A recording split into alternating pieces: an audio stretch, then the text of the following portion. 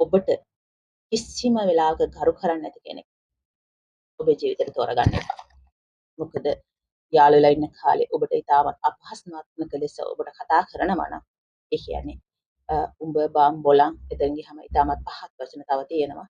ඒවා වලින් ආමන්ත්‍රණය කරනවා නම් සතුන්ගෙන් නම් ආමන්ත්‍රණය කරනවා නම් ඔබේ අතීතයේ දේවල් ඔබට හාර අවුස්ස ඔබට අපහාස කරනවා නම් ඔබේ දෙමව්පියන්ට අපහාස කරනවා නම් ඔබේ සහෝදරයන්ට ඔබේ යාළුවන්ට එක ඒවා කියලා අපහාස කරනවා නම් ඔබ කවදාවත් ඒ කෙනාව ඇය හෝ ඔහු ඔබේ ජීවිතේ ලං කරගන්න එපා.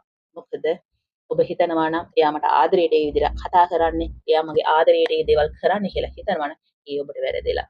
මොකද විවාහයෙන් පස්සේ ඔබ හිතනවා නම් ඔහු හෝ ඇය හොඳින් ඔබට සලකයි කියලා. ඒක කවදාවත් සිද්ධ වෙන්නේ නැහැ. ඒක නිසා ඔබ ඔහු හෝ ඇය ඒ කියන්නේ ඔබේ පාර්ට්නර් තෝරන ගද්දී එකපාරක් නෙවෙයි දෙපාරක් නෙවෙයි 100 පාරක්වත් අනිවාර්යයෙන්ම හිතන්න වෙනවා. මොකද ඔබේ ජීවිතේ ඉතාමත් වැදගත්ම දේ තමයි ඒ. ඒක නිසා ඔබට ගරු කරන ඔබ ගරු කරන කෙනෙක් ඔබේ ජීවිතේට අනිවාර්යයෙන්ම ලං කරගත යුතුයි.